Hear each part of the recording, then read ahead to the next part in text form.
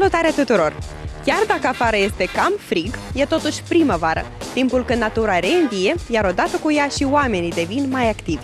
Vedem curți măturate, iarbă cosită și copaci proaspăt văruiți.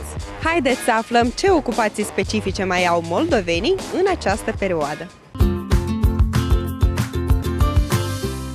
Pentru miercuri, 27 aprilie, se așteaptă o ușoară încălzire a vremii. Cerul va fi parțial noros. Masele de aer se vor deplasa din nord cu viteză medie. Iar presiunea atmosferică va fi scăzută. Precipitații nu se prevăd. Bucurați-vă! Cum pregătesc oamenii casa și curtea pentru sărbătorile care se apropie? Gospodinile buni și-au spălat de mult geamurile și perdelele. Altele aleargă, iată așa. Gospodarii cred că lucrează în grădină. E o curățenie totală, peste tot. Chișinău, ziua, mercurul din termometre va urca până la 14-17 grade Celsius, iar noaptea va coborî până la 3-6 grade cu plus.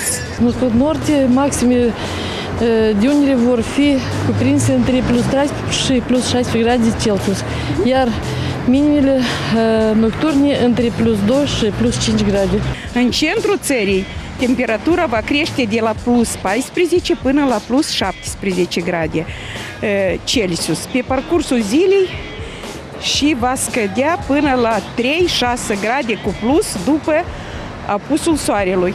În raioanele de sus se prognozează la plus 15 până la plus 18 grade Celsius. Pe timp de zi și pe data de 4 până la 7 și de la 4 până la 7 grade cu plus în timp de noapte. Mulțumesc! O întrebare. Înainte de Paști, gospodarii fac curățenie acasă și în ogradă. Dar cum ne purificăm trupul și sufletul? La fel urmează să efectuăm în ghilimele, o curățenie a sufletului. Prin lucruri bune, cred că așa cum este deprins orice creștin. E timpul să îngrijim nu doar casa și curtea, ci mai ales trupul și mintea, pentru a întâlni sărbătorile pascale cu sufletul curat.